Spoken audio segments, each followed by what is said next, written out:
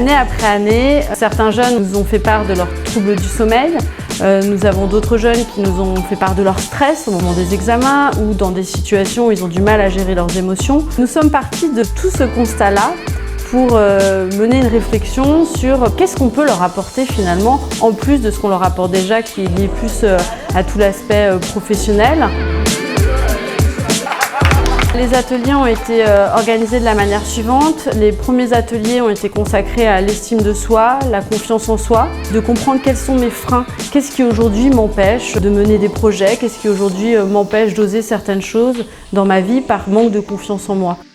L'idée suivante, c'était d'apprendre aussi à mieux communiquer avec les autres. Qu'est-ce qui fait parfois que je ne comprends pas bien un message? Qu'est-ce qui parfois m'amène à des situations de conflit? Comment désamorcer ces situations-là?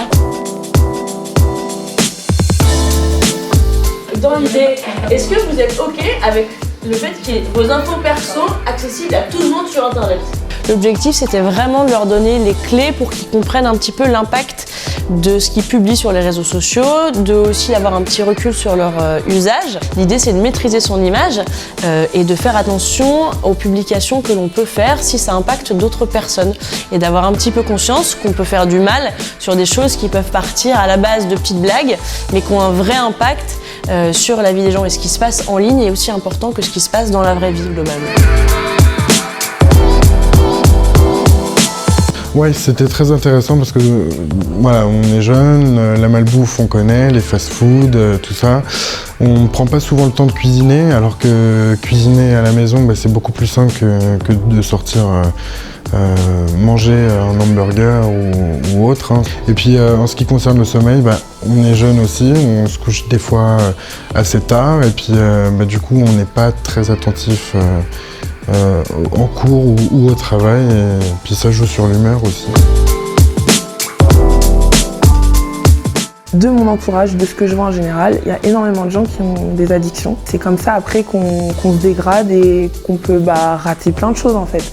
Donc c'est important, même si c'est un peu tabou, les gens ils vont pas venir dire qu'ils ont des addictions, c'est important, même si la personne a une addiction et qu'elle veut pas forcément le dire, peut-être qu'elle va avoir un déclic en fait. Et ensuite, en parlant de la sexualité, de son corps, on a aussi abordé la question de la contraception. Prenez conscience de votre dos relâché et détendu. En lien avec tous les précédents ateliers, comment gérer mes émotions au travers de la sophrologie, comment apprendre à me détendre, comment apprendre à aborder des situations de stress. Certains jeunes vont vraiment adhérer à cette pratique sans aucune hésitation. Pour d'autres, ça va être un travail, une approche particulière dans la mesure où, en effet, on n'a pas l'habitude de prendre du temps pour soi, pour s'écouter, pour se recentrer. À ce moment-là, je vais user de mes artifices de formateur pour ramener ces apprentis sur réellement la séance et la sophrologie. Et comme au réveil, comme au matin, étirez vos bras, étirez vos jambes, étirez tout votre corps.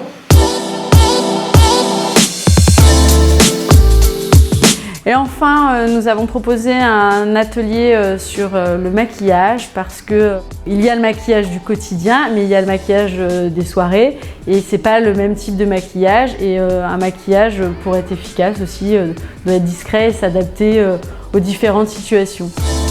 La particularité de notre centre de formation, c'est donc d'accueillir des jeunes qui sont à la fois à l'école et en entreprise. Donc c'est vrai qu'en ce qui concerne les attentes des entreprises, à la fois elles ont envie d'avoir des personnes qui ont des compétences professionnelles, mais elles ont aussi une certaine attente sur tout ce qui est lié au savoir-être, à la posture, à l'épanouissement aussi personnel, parce que quand on a un apprenti qui est épanoui, qui se sent bien, forcément il sera aussi plus performant et plus impliqué dans son entreprise. J'ai appris énormément de choses dans ces ateliers, à mettre en pratique tout ça avec ma famille, avec le professionnel. À l'école, on nous apprend souvent à avoir que des bonnes notes, à prendre tout le temps, la pression, etc. Et quelquefois, pouvoir avoir une journée ou une demi-journée où on parle d'autres choses, on est un peu plus détendu, on découvre d'autres choses, ça fait du bien en fait. On veut nous pousser vers le haut, quoi.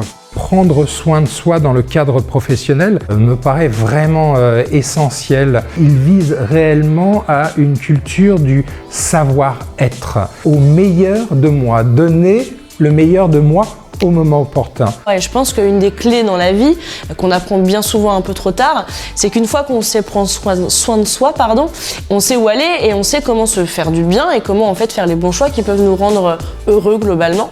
Si eux peuvent l'apprendre dès maintenant avant de passer le bac, je pense que c'est une très bonne boîte à outils dans la vie.